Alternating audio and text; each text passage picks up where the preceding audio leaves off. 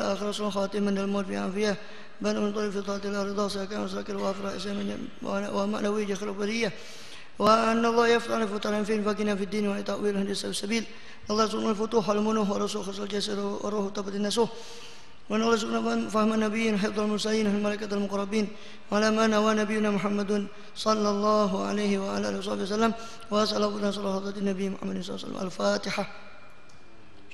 بسم الله الرحمن الرحيم الحمد لله رب العالمين الرحمن الرحيم مالك يوم الدين إياك نعبد وإياك نستعين الصراط المستقيم صراط الذين أنعمت عليهم غير المغضوب عليهم ولا الضالين رب اغفر لي ولوالدي وللمؤمنين آمين.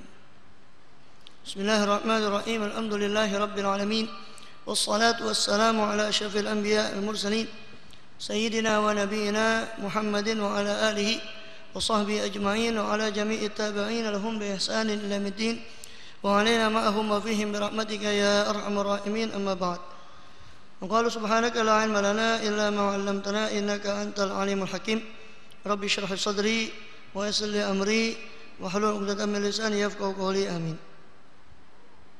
Alhamdulillah, Allah SWT masih berkenan melimpahkan karunia-Nya dan nikmat-Nya kepada kita semua, khususnya nikmat iman dan Islam serta sehat walafiat, sehingga dengan nikmat itu kita masih diizinkan oleh Allah SWT untuk melakukan segala kegiatan kita, khususnya dalam rangka beribadah kepada Allah SWT. Kemudian masih melanjutkan bahasan yang lalu daripada kitab Safinatun Najah dan juga syarahnya Kashifatus Sajah, yang mana pada kesempatan yang lalu kita berbicara tentang kewajiban kepada jenazah atau kewajiban kepada mayit. Dan sebelum masuk kepada kewajiban kepada mayit, maka ada beberapa hal yang perlu kita ketahui. Di antaranya yang sudah kita sampaikan pada pertemuan lalu, yaitu di antaranya disunnahkan untuk mengingat kematian dengan hati. Jadi selalu hati kita ingat kepada kematian dan memperbanyak ingat daripada kematian, serta mempersiapkan kematian itu dengan cara bertaubat kepada Allah Subhanahu wa taala, dan selalu memperbaharui taubat setiap harinya dan setiap saatnya. Sebab sebagai manusia kita tidak luput daripada yang namanya dosa atau kesalahan. Kemudian setelah juga diutamakan ketika seorang itu sakit. Diutamakan ketika orang itu sakit, maka orang itu lebih utama lagi untuk mengingat kematian. Sebab sakit itu boleh dikatakan salah satu tanda daripada kematian, walaupun tidak mesti sakit itu diikuti dengan kematian, dan juga tidak mesti kematian itu harus dengan sakit terlebih dahulu, ya. Namun paling tidak kematian itu atau sakit itu merupakan pelajaran bagi kita, sehingga seorang yang sakit itu lebih dianjurkan lagi untuk memperbanyak mengingat kematian. Dan juga disunahkan untuk menjenguk orang sakit, sebagaimana kita sudah pernah bahas dalam pertemuan lalu. Menjenguk orang sakit, ya, walaupun itu cuma sakit mata, artinya walaupun sakit ringan, itu baik orang muslim ataupun non muslim, selama dia kafir zimmi, yakni orang-orang kafir, orang-orang non muslim, tapi masih hidup berdampingan dengan orang Islam secara baik. Nah, itu namanya kafir zimmi. Maka ini boleh kita jenguk walaupun dia kafir, ya. Ketika sakit boleh kita jenguk walaupun berbeda agama. Apalagi kerabat, kalau berbeda agama, meskipun berbeda agama boleh kita jenguk, ya. Kafir zimmi atau apalagi orang muslim, ya. Atau kerabat atau tetangga, dengan cara ghibban, dengan cara tidak terlalu sering tentunya, ya. Jangan terus tiap hari menjenguk, ya orang bosan nanti. Dan juga apa? Yukhaffif, meringankan. Jangan kadung enak ngobrol, duduk di situ selama-lamanya. Ini juga tidak betul. Kasihan yang sakit, mau istirahat, ya. Kecuali kalau si sakit itu meminta, ya, ini senang dengan datangnya orang itu, dia terhibur, itu tidak apa-apa, ya. Kemudian dan hendaknya berdoa bagi orang sakit tadi. Utamanya banyak doa-doa yang diajarkan oleh Rasulullah SAW, terutama ketika sakit, seperti ruqyah, ya. Kalau bahasa boleh diterjemahkan ruqyah itu dalam bahasa Indonesia jampi-jampi, ya, tapi bukan jampi, artinya doa, ya. Seperti Allahumma rabban nas, adil bas, isfi anta syafi, wa afi antal muafi dan sebagainya. Atau doa yang biasa diajarkan oleh Rasulullah yang biasa beliau baca ketika menjenguk orang sakit, yaitu as'alullahal azim rabbal arsyil azim ayashfiyaka. Beliau baca 7 kali. Biasanya itu beliau baca 7 kali. As'alullahal azim rabbal arsyil azim ayashfiyaka. Saya mohon pada Allah Tuhan yang agung, pemilik arsy yang agung, supaya Allah menyembuhkanmu. Itu doanya. Supaya Allah menyembuhkanmu.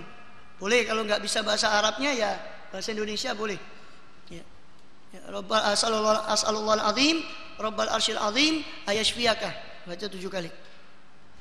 Nah, ini berdoa untuk kesembuhannya kalau masih diharapkan sembuh.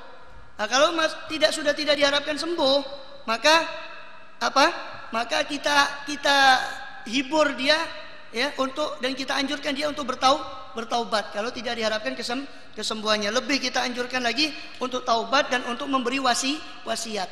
Sebab orang sebagaimana sabda Rasulullah yang sudah kita sampaikan kemarin, orang yang meninggal dengan meninggalkan wasiat, maka dia meninggal di jalan Allah dan meninggal di jalan sunnah Rasulullah, dan orang itu meninggal dalam keadaan syahid.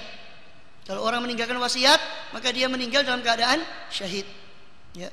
Maka ketika orang itu sudah tidak ada harapan sembuh penyakitnya tadi, maka hendaknya kita anjurkan dia supaya bertaubat, memperbanyak taubatnya pada Allah. Juga kita anjurkan supaya mereka memberi wasiat kalau ada wasiat yang ditinggalkan, bukan hanya berupa harta ya, tapi wasiat-wasiat kebaikan seperti takwa kepada Allah dan sebagainya, itu dia tulis sunnahnya.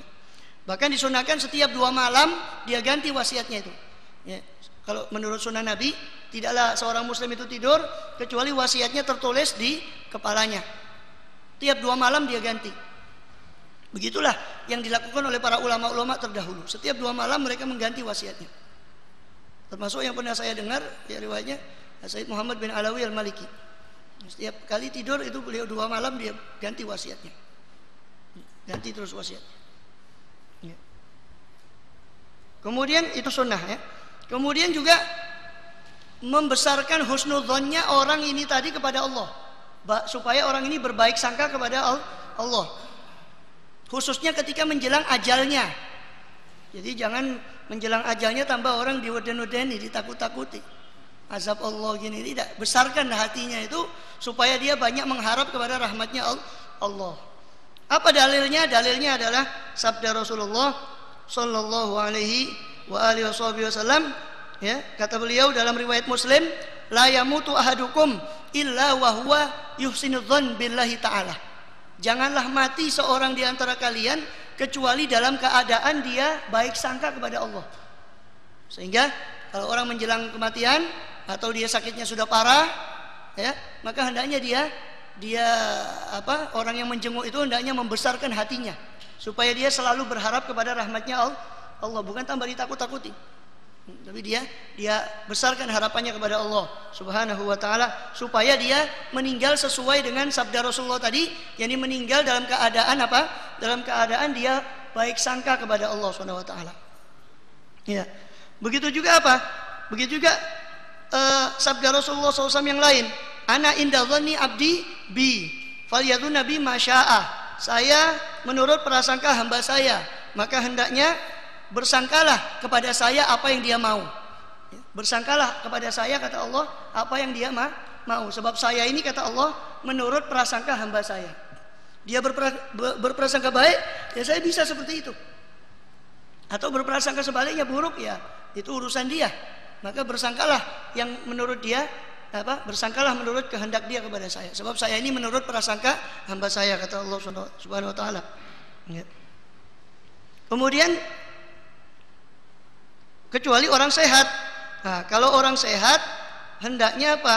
Hendaknya disamakan antara rasa takutnya dengan harapnya. Jadi kalau orang mau meninggal atau dalam kondisi sudah parah, sekarat, maka dibesarkan rasa harapnya kepada Allah daripada rasa takutnya. Tapi kalau orang ketika kita ini kondisi sehat, maka kita besarkan rasa takut daripada harapnya, syukur-syukur bisa sama. Tapi sama ini sulit. Menyamakan antara rasa takut sama Allah dan berharap kepada Allah ini sulit. Kalau tidak bisa, ia dibesarkan apa? rasa takutnya. Supaya apa? Supaya dengan rasa takut kita kepada Allah, kita bertambah untuk mendekat, ya, bertambah untuk menambah amal kita. Terutama mengingat kematian tadi. Jadi mengingat kematian itu bisa bermanfaat untuk supaya kita tidak menunda taubat. Sebab kita tidak tahu kapan kita diambil oleh Allah SWT, ya, kapan kita meninggal dunia. Kita tidak tahu. Dan mati itu bukan urusan orang lanjut saja. Siapapun akan meninggal dunia. Ya. Perkaranya bukan matinya, tapi bagaimana keadaan ketika dia meninggal. Kalau mati ya semua orang, kullu nafsin dha'iqatul maut, setiap jiwa itu pasti akan merasakan kematian, itu sudah pasti. Bukan itu permasalahannya. Permasalahannya cuma dua kemungkinan, husnul khotimah ataukah su'ul khotimah. Bagus di penghabisannya ataukah buruk, naudzubillah, di penghabisannya. Naudzubillah min dzalik. Wa yuhassinul marid dhannahu billahi ta'ala. Maka hendaknya si sakit itu, si orang yang sakit itu membesarkan apa? Membesarkan baik sangkanya kepada Allah. Supaya dia kalaupun meninggal, kalaupun dicabut nyawanya, dia dalam keadaan baik sangka kepada Allah Subhanahu wa taala. Itu sunnahnya begitu.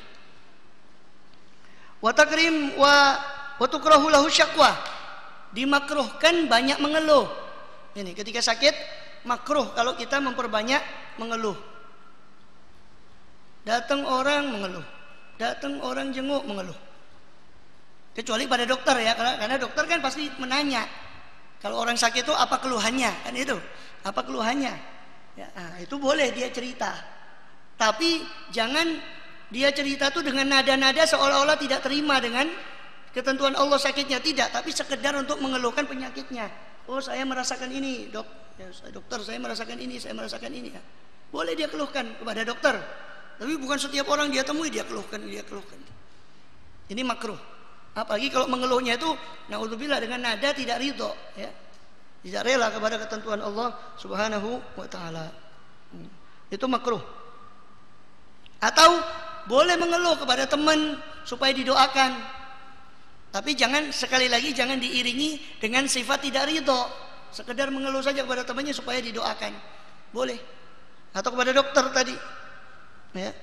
Atau supaya temannya tadi datang menjenguk dia atau merawat dia karena dia tidak ada, umpama tidak ada seorang yang menemani dia. Atau kepada dokter supaya dokter itu bisa berusaha untuk mengobati. Itu enggak apa-apa mengeluh. Ya. Fala ba'sa bidzalika. Ya. Kemudian bahkan enggak boleh kalau mengeluhnya itu bersifat tidak ridho tadi itu kepada Allah. Bahkan itu haram. Kalau sekedar mengeluh, memperbanyak mengeluh yang tidak perlu, dia terus mengeluh, itu makruh. Tapi kalau mengeluhnya itu dengan apa? Dengan nada-nada dia seolah-olah ngeroeng kepada Allah, tidak ridho kepada Allah, maka ini haram. Bahkan naudzubillah kalau diteruskan dikhawatirkan kufur. Naudzubillah min dzalik. Ya. Bal yukhsha minhu al-kufur. Ya. Wala yahrumu tabarrum minal maghdhi kal marad wal faqr dunal qadha wal anin. Wal anin khilaful aula ilam yaghlibu wa yasul bi istirah min alamihi wa illa fa huwa mubah. Ya. Jadi begitu juga merintih. Merintih itu tidak makruh tapi khilaful aula. Khilaful aula itu lebih ringan dari makruh. Menyalahi yang utama. Lebih baik tidak merintih. Atau lebih baik lagi kalau merintihan itu diganti dengan tasbih, zikir. Seperti apa? Seperti ucapan la ilaha illallah wa la syarikalah. Lahul mulku wa lahul hamdu yuhyi wa yumiit. Wa ala kulli syai'in qadir dan sebagainya itu. Itu bagus. Dan banyak hadis-hadis yang menunjukkan daripada tadi itu faedah daripada orang yang berzikir, terutama ketika dia sakit, ya, terutama ketika dia sakit. Kemudian terutama ketika membaca qul huwallahu ahad atau ayatul kursi atau akhir surat al-hasyr, yaitu lau anzalna hadzal qur'ana ala jabalin dan seterusnya. Atau dia membaca la ilaha illa anta subhanaka inni kuntu minadz zalimin. La ilaha illa anta, tiada Tuhan selain Engkau ya Allah. Subhanaka, maha suci Engkau. Inni kuntu, sesungguhnya aku adalah orang yang termasuk minadz zalimin, termasuk orang-orang yang menganiaya diriku sendiri. Ini dengan berbuat keburukan. Ya. Ini diantaranya. Maka barang siapa yang memperbanyak itu, dia memperbanyak baca qul huwallahu ahad dalam sakitnya atau memperbanyak ayat kursi dalam sakitnya, atau memperbanyak membaca seperti akhir surat Al-Hasyr. Surat Al-Hasyr itu juz 28 kalau mau dibuka akhirnya. Bunyinya pertama, lau anzalna hadzal qur'ana ala jabalin. Bagi yang sering membaca Wirdul Latif itu sudah tidak asing lagi ya. Lau anzalna hadzal qur'ana ala jabalin la ra'aitahu, dan seterusnya sampai habis surat Al-Hasyr. Mungkin 3 atau 4 ayat gitu. Ya. Juga la ilaha illa anta tadi, subhanaka inni kuntu minadh dhalimin. Siapa yang membaca itu, kulhu, ayat kursi, membaca akhir surah Al-Hasyr tadi, atau ya ini boleh dipilih, atau membaca la ilaha illa anta subhanaka inni kuntu minadh dhalimin, atau membaca la ilaha illallah wa la syarika wal mulku wal hamdu yuhyi wa yumiit wa huwa ala kulli syai'in qadir. Ketika dalam sakitnya, kemudian dia meninggal dunia dalam sakitnya yang itu tadi, ya, dia baca dalam sakitnya lalu dia meninggal dunia, maka dia akan mendapatkan husnul khatimah, dan dia akan mendapatkan pahala yang amat besar dari Allah Subhanahu wa taala. Bahkan sebagian mengatakan dia mendapat peringkat syahid. Kalaupun sembuh, dia sembuh dalam keadaan diampuni dosanya oleh Allah SWT. Kalaupun meninggal, dia diberi kesyahidan, mati syahid oleh Allah Subhanahu wa taala. Itu lebih baik daripada dia merintih. Merintih tidak karu-karuan. Lebih baik dia membaca zikir. Ya. Kecuali rintihannya itu dapat meringankan rasa sakitnya, maka itu boleh. Tapi ya lebih afdol lagi ya itu kalau dia berzikir. Ya. Wa yukrahu tamannul maut bila khaufi fitnatin fid din. Dan juga dimakruhkan untuk meminta mati. Ya. Ini udah bosan hidup. Ya. Ini makruh untuk meminta mati, tak boleh. Ya. Tanpa ada rasa takut fitnah dalam agama atau kerusakan dalam agamanya. Kalau sudah menyebar fitnah, ya ini kerusakan dalam agama, terus dia khawatir kalau dia terus-terusan hidup ini agamanya ini bakal terkikis atau rusak. Nah, ini boleh minta kematian. Tapi itu pun hendaknya dia bilang, ya Allah, hidupkanlah saya kalau menurutmu hidup ini baik bagi saya, dan matikanlah ketika kau menurutmu mati ini baik bagi saya. Ya, ketika takut rusak akan agama, boleh memang dia minta kematian, ya boleh. Tapi kalau tanpa ada alasan, tidak boleh dia meminta kematian. Bahkan makruh dia meminta atau mengangan-angankan kematian. Ya, itu. Kata Rasulullah apa?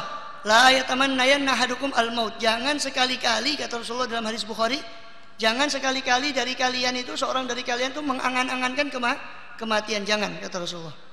Kenapa? Fa in kana muhsinan, sebab kalau orang itu orang baik, maka akan bertambah kebaikannya.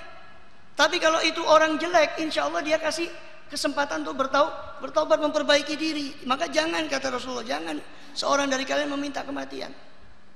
Wa in kana la budda, kalau memang harus dia meminta kematian, kata Rasulullah, kalau memang terpaksa dia meminta kematian, maka ucapkanlah, Allahumma tawaffani in kanatil wafat khairan li, Allahumma ahyini in kanatil hayat khairan li, wa tawaffani in kanatil wafat khairan li.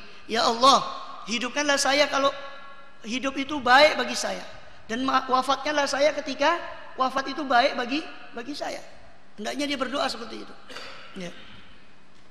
Kemudian itu diantaranya. Jadi jangan dia mengangan-angankan kematian, kecuali berangan-angan mati syahid. Nah, ini boleh. Ya, kalau berangan-angan mati syahid boleh.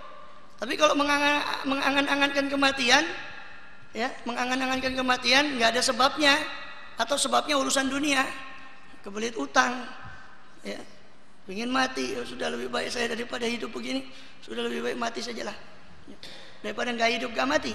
La yamutu wala yahya, ya, tidak mati tidak hidup. Ya, ini tidak boleh juga, karena tidak ada alasan, atau alasannya cuma urusan dunia saja, tidak boleh, makruh. Ya. Kalau urusan akhirat, itu boleh. Seperti mati husnul khotimah, dia pasti setiap orang, ya, yang beriman tuh mengangan-angankan mati husnul khotimah, baik di akhirnya, atau mati syahid. Itu boleh mengangan-angankan kesyahidan. Ya. Bahkan ada sahabat Rasulullah Sallallahu Alaihi Wasallam itu ketika perang Badar, ya, Ketika perang Badar itu sudah barisan sudah tersusun rapi. Ya, barisan itu sudah tersusun rapi. Kemudian dia membawa perbekalan, yaitu satu kantong daripada kurma. Kemudian dia memakan beberapa butir kurma itu. Maka Rasulullah kemudian biasanya Rasulullah SAW itu sebelum perang itu mendorong semangat daripada pasukannya.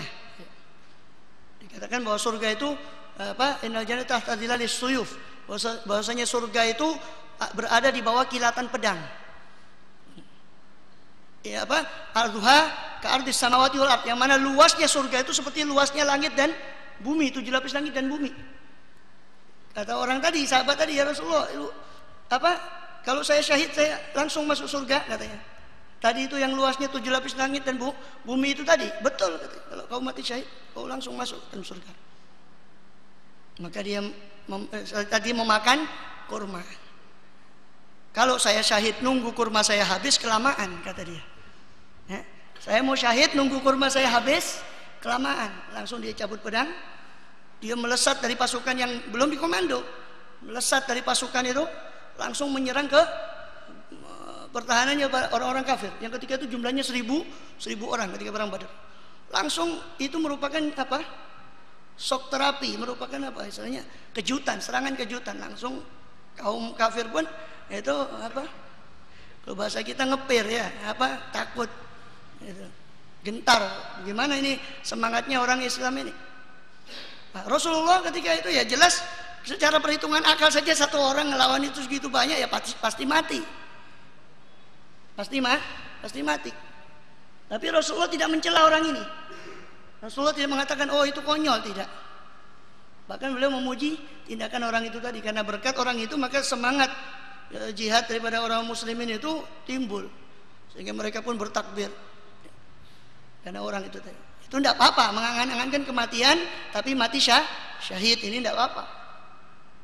Tapi kalau cuma mengangan-angankan kematian cuma gara-gara utang, gara-gara ini ya, repot. Gara-gara urusan dunia dia mengangankan kematian, bukan tempatnya. Karena akhirat itu wala akhiratu khairun wa abqa. Dikatakan innal akhirata akbaru darajatin wa akbaru tafdila. Akhirat itu lebih besar derajatnya dan lebih besar karunianya di akhirat itu daripada di dunia. Kita perhatikan saja. Seseorang yang pernah masuk umpama dia pernah menginap di hotel yang mewah sekalipun di dunia ini. Bagaimana dia mendapati pelayanan yang begitu memuaskan, pelayanan daripada hotel. Itu baru pelayanan manusia untuk manusia. Bagaimana pelayanan Tuhannya manusia kepada manusia? Ya. Kalau pelayanan manusia saja kepada manusia seperti itu di hotel, segalanya disiapkan, enak. Itu pelayanan baru manusia untuk manusia. Bagaimana Tuhannya manusia menyiapkan untuk manusia yang dicintainya oleh Allah SWT. Lebih-lebih lagi. Ya.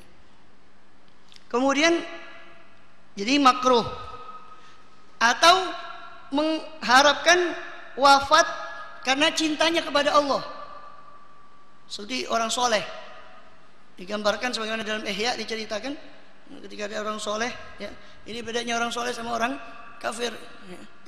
Orang yang tidak dekat dengan Allah. Ada dua, yaitu satu raja, satu orang soleh.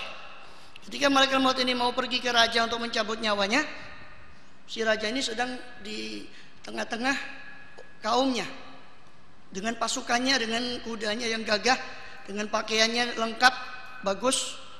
Kemudian tiba-tiba dihadang raja ini oleh orang fakir, gembel. Berhenti dulu wahai raja.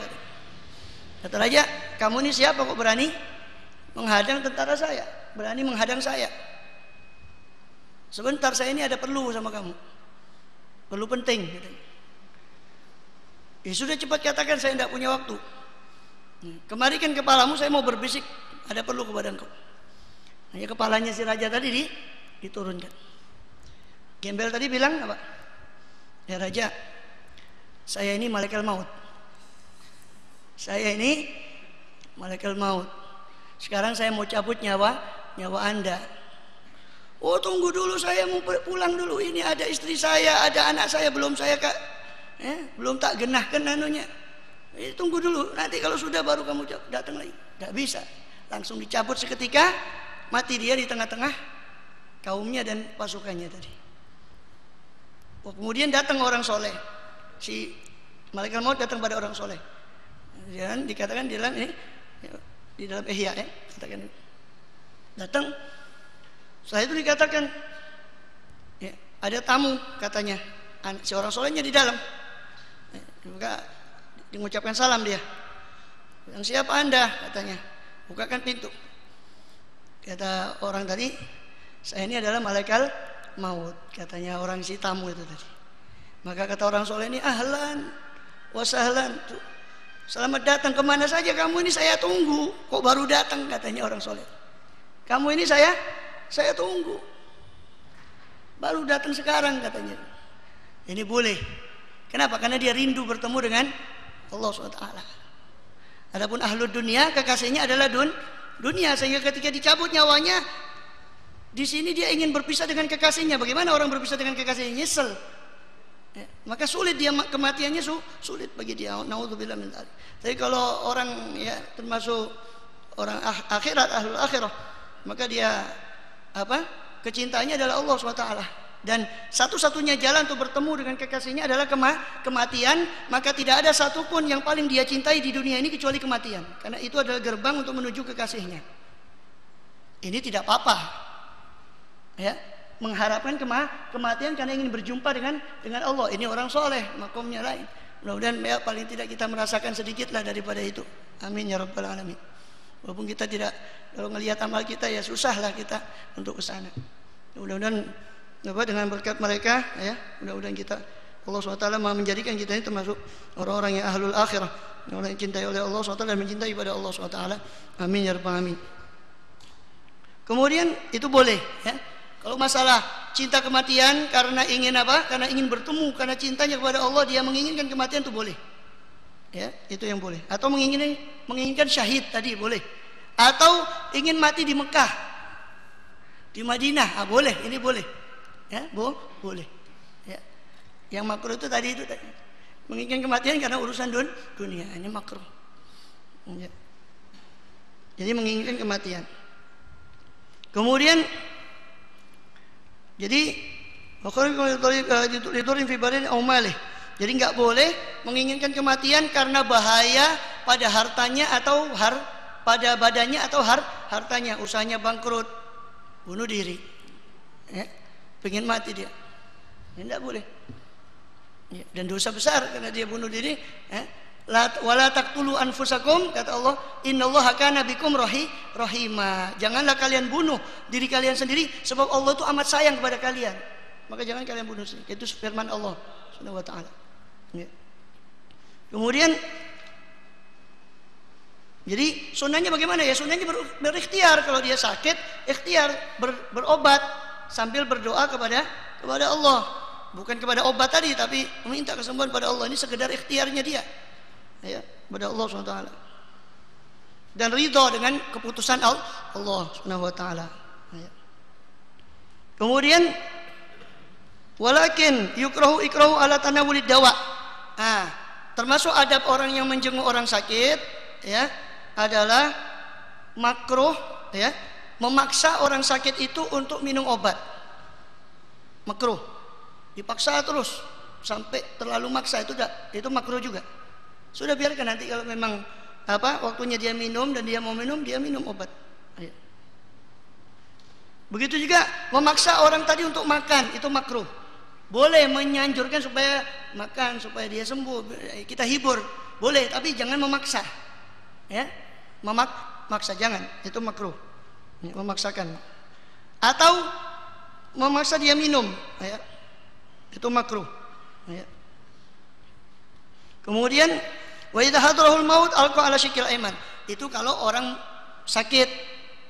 Kalau orang meninggal, kalau yang sakit tadi sudah meninggal, maka ditaruh, dibaringkan kalau bisa di badannya yang sebelah kanan, menghadap kiblat. Kiblatnya sana berarti yang kanan, seperti orang mati itu kan, ya, dihadapkan ke kanan. Jadi dia baringkan kalau bisa, ya. Kalau tidak bisa, maka ke sebelah kiri, ya. Fa in ta'adzara fal aisar. Kalau nggak bisa juga ke sebelah kiri, maksudnya kepalanya di sana. Kalau sebelah kanan kepalanya di sana tadi. Kalau sebelah kiri kepalanya di sana, dia menghadap ke kiblat. Tapi kirinya yang menghadap ke kiblat. Nah, kalau nggak bisa juga ala qafahu, telentang. Telentang berarti kepalanya di sana, jadi mukanya ngadap ke kiblat. Itu kalau nggak bisa. Ini ketika dia sudah sudah diyakinkan bahwa dia meninggal dunia. Atau sebelumnya juga boleh. Oleh karena itu Rasulullah itu sunnahnya beliau kalau tidur itu menghadap kiblat. Jadi kapanpun beliau meninggal itu siap, ya. Sudah siap menghadap kepada arah yang dicintai oleh Allah Subhanahu wa taala, ya. Itu ke arah kiblat. Kemudian fa'ala qafahu, jadi kalau enggak mampu dia terlentang. Wa yarfa'u ra'sahu bi syai'in. Sunnah diangkat kepalanya dengan sesuatu supaya wajahnya menghadap kiblat. Sedikit saja untuk diangkat itu kepalanya, ya. Kemudian wa yulaqqin la ilaha illallah. Sunnah untuk mentalkinkan, menuntun kalimat la ilaha illallah itu, ya. Dan tidak disunnahkan untuk menambah Muhammadur Rasulullah, karena begitu yang disunnahkan oleh Rasul cuma la ilaha illallah ketika mau meninggal dunia itu. Kemudian kecuali kalau orang kafir yang mau meninggal dunia itu orang kafir kemudian mau masuk Islam, itu baru ditambah Muhammadur Rasulullah itu. Jadi kalau orang muslim cukup dia la ilaha illallah. Wala yulih alaih, dan jangan nyerang, jangan memaksa. Ayo ucapkan enggak. Cukup dia tonton saja di telinganya. La ilaha illallah. Dia ulang terus la ilaha illallah. Enggak usah kamu ngomong, enggak usah. Enggak usah begitu, enggak usah terlalu memaksa. Cukup pokoknya diulang dia dengar, nanti ngikuti, ya. Kemudian li alla yajr wala wa yulaqqan wala yulih alaih, ya. Tidak yulih, tidak terlalu nyerang tadi, tidak terlalu memaksa, tidak terlalu menekan, ya, menekan orang yang tadi itu meninggal dunia itu, ya. Cukup kalau dia sudah mengucapkan sekali la ilaha illallah sudah cukup, ya, sudah cukup gitu. Enggak usah dia disuruh mengulang lagi, tidak. Kecuali kalau dia setelah mengucapkan la ilaha illallah dia masih ngomong lagi, masih bicara, itu sunnah lagi mengulang supaya apa? Supaya akhir kalamnya adalah kalimat thayyibah la ilaha illallah. Tapi kalau sudah ngomong la ilaha walaupun sekali sudah biarkan. Jangan terus dicecar orang itu dengan la ilaha illallah. Akhirnya tambah bingung. Ya. Jangan dicecar terus. Ya, itu. Kecuali kalau ngomong, ya, kecuali kalau ngomong lagi, ya itu baru diulangi lagi, ya. Kemudian, ya, sebab apa? Man kana akhirul kalamihi la ilaha illallah dakhalal jannah. Siapa orang yang akhir kalamnya ini membawa kalimat la ilaha illallah, maka dia masuk surga Allah SWT. Mudah-mudahan kita tidak diharamkan daripada husnul khatimah dan memasuki surga Allah SWT ma'al faizin, ma'al anbiya wal ulama wa syuhada wa sholihin. Amin ya rabbal alamin. Wala yuqalu qul. Jangan kau bilang qul, ucapkanlah. Enggak usah. Ngomong, ucapkan, enggak usah. Cukup la ilaha illallah. Nanti dia menirukan. Ya. Wal afdal talqin ghairul waris. Yang utama adalah yang mentalkinkan itu bukan ahli waris. Sebab kalau yang mentalkinkan ahli waris, ini ngarapkan mati. Ya. Kalau yang mentalkinkan ahli waris berarti ngarapkan kematiannya. Akan sunnahnya apa? Ya, sunnahnya seolah-olah la ilaha illallah, seolah-olah dia bilang mati yo, kan gitu, ya. Maka sunnahnya jangan ahli waris yang mentalkinkan orang lain. Walaupun kerabat kan ada yang bukan ahli waris, seperti khal itu paman, ya. Khal saudaranya ibu itu nggak dapat waris. Khal itu nggak enak toh, anaknya tinggal cerai, anaknya itu masih kecil, itu yang berhak memelihara ibu atau keluarganya ibu. Giliran warisan Giliran ngerawat anak khal, saudaranya ibu. Giliran warisan saudaranya bapak. Enggak enak tuh. Itu termasuk zawul arham. Ini kerabat tapi bukan ahli Ahli waris boleh, kerabat tapi bukan ahli waris boleh, tapi jangan ahli waris. Ya. Kemudian wa in kana thamma ghairuhum wa ila kutimal waris. Kalau nggak ada orang lain kecuali ahli waris ya bolehlah.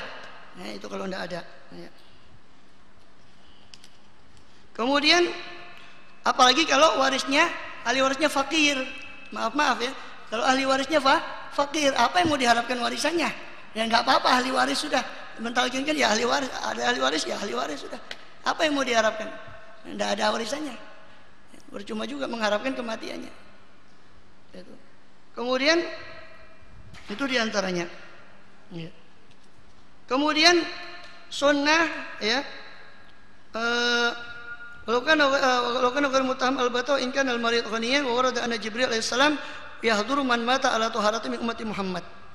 Dan dikatakan dalam hadis bahwasanya Jibril alaihissalam akan menghadiri orang yang mati dalam keadaan suci.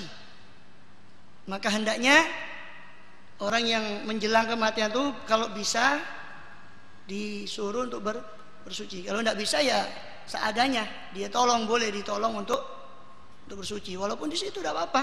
Toh wudhu kan tidak harus digerojok semua, yang penting rata kan gitu. Dia cukup ambil wadah sedikit, ember yang kosong, ya sucikan di situ.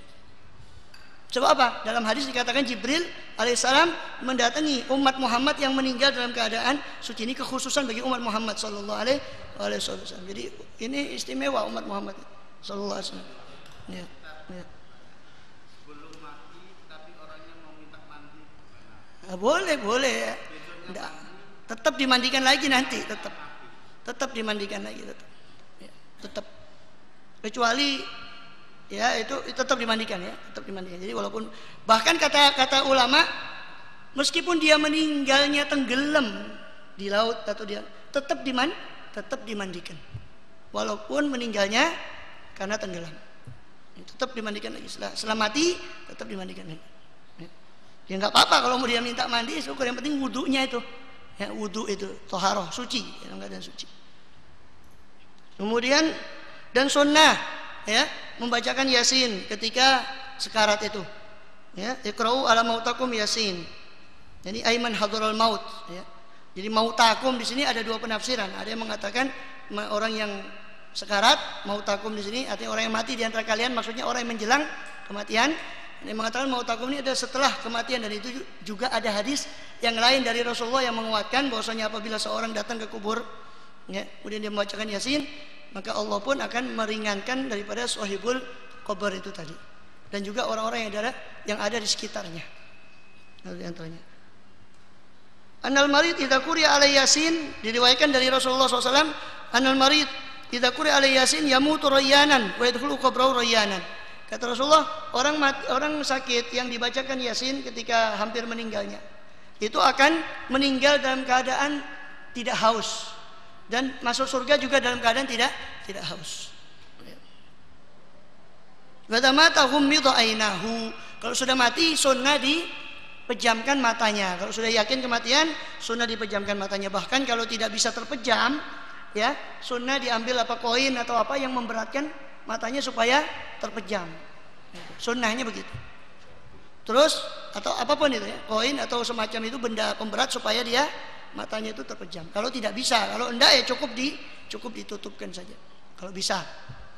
Dan juga diikat rahangnya ini supaya tidak menganga, ya, tidak, supaya ya itu rahangnya diikat dengan ikatan yang agak lebar supaya diikat ke kepalanya, sehingga tidak buruk pandangannya orang itu, sehingga tidak buruk ketika dia meninggal itu. Ya. Juga dilemeskan sendi-sendinya, kalau perlu dengan minyak, dilemeskan persendiannya, pompong belum kaku, ya, dilemeskan persendiannya. Walau biduhnin, walaupun dengan minyak. Inehtija kalau dibutuhkan. Wa yanza'u thiyabu mautihi, dicabut ya pakaiannya itu, diganti dengan pakaian yang gampang seperti kain atau sesuatu yang gampang untuk memandikan. Ya, itu. Wa yudha'u ala batnihi syai'un thaqil, diletakkan di perutnya itu sesuatu yang berat supaya tidak, nah itu biasa ada gas. Ketika mati itu gas di perutnya itu bisa kadang-kadang menyebabkan itu melembung ya, naik. Ya, supaya enggak itu diberatkan. Kalau dulu ada gunting ya, dulu ada gunting besi dulu ya. Masih banyak gunting, mungkin masih ada guntingnya agak berat, itu boleh ditaruh sini. Atau sesuatu pemberat sekiranya supaya tidak melembung, supaya tidak melembung, jadi taruh. Kemudian juga cepat-cepat, semua itu dilakukan dihadapkan kiblat juga ya, dihadapkan kiblat seperti tadi itu. Ya. Ya, itu semua itu yang melakukan adalah mahramnya yang paling kasihan sama dia, arfak, yang paling lembut sama dia. Ya, kalau orang tuanya ya paling lembut, mungkin paling adalah anaknya ya, dan sebagainya dan seterusnya. Jadi yang melakukan itu adalah kerabatnya. Wa yud'alahu wa yubadar bi bara'ati dhimmatihi. Ya. Dan doakan, ketika itu dia doakan dengan rahmat dan segera menyelesaikan sangkut pautnya daripada utang piutang dan melaksanakan apa? Wasiatnya kalau ada wasiat. Jadi jangan harta warisan itu langsung direbut ya. Utang piutangnya dari bereskan, ini keliru. Ya. Sangkut pautnya dulu si mayit. Kalau memang dia ada kewajiban zakat yang belum tertunaikan tahun itu, ya dikeluarkan. Dengan catatan dia sudah jatuh tempo ya. Sudah jatuh tempo, dia belum mengeluarkan zakat, keluarkan. Dia sudah mampu belum berhaji, keluarkan uang untuk menghajikan dia. Ya kan? Dengan syarat dia sudah mampu memang, tapi belum sempat berhaji, keluarkan. Utang-utangnya yang lain juga tentang sangkut paut pada orang itu keluarkan. Wasiat kalau ada, ya, dikeluarkan wasiatnya. Baru juga uang untuk pemakaman dia, biaya untuk gali kubur itu keluarkan dari uangnya itu. Ya. Baru setelah itu sudah selesai semua, baru sisanya itu dibagi waris. Jangan ini sekarang rebutan warisannya tok. Ya. Ini durhaka berarti. Ya. Nauzubillah min dzalik. Ya, belum apa-apa sudah direbutkan hartanya. Nauzubillah. Wallahu a'lam bis-shawab. Bismillahirrahmanirrahim. Ya Rabbana utarafna bi annana qtarafna وتب علينا توبة تغسل كل حوبة واستر لنا العورات وآمن الروعات واغفر لوالدينا ربي ومولودينا والأهل والإخوان وسائر الخلان وكل ذي محبة أو جيرة أو صحبة والمسلمين أجمع آمين ربي أسمع فضلا وجودا منا لا باكتساب منا بالمصطفى الرسول نحظى بكل سولي صلى وسلم ربي عليه عد الحب وآله وصحبه عداد سد الشحب والحمد للإله في البدء والتناهي ربنا انفعنا بما علمتنا رب علمنا الذي ينفعنا رب فقهنا وفقه أهلنا وقرابات لنا في ديننا مع أهل القدر أنثى وذكر رب وفقنا ووفقهم لما ترتضي قولا وفعلا كرما وارزق الكل حلالا دائما وأخلا الأتقياء علما نهضى بالخير ونكفى كل شر ربنا أصلح لنا كل شؤون وأقر بالرضا منك العيون واقضي عنا ربنا كل الديون قبل أن تأتينا رسل المنون واغفر واستر أنت أكرم من ستر وصلاة الله تغشى المصطفى من إلى الحق دعانا والوفاء بكتاب فيه للناس شفاء وعلى الآل الكرام شرفاء وعلى الصحب المصابيح الغرر اللهم اهدنا بهداك واجعلنا ممن يسارع في رضاك ولا تولينا وليا سواك ولا تجعلنا ممن خالف أمرك وعصاك وحسبنا الله ونعم الوكيل ولا حول ولا قوة إلا بالله العلي العظيم وصلى الله على سيدنا محمد وآله وصحبه وسلم والحمد لله رب العالمين.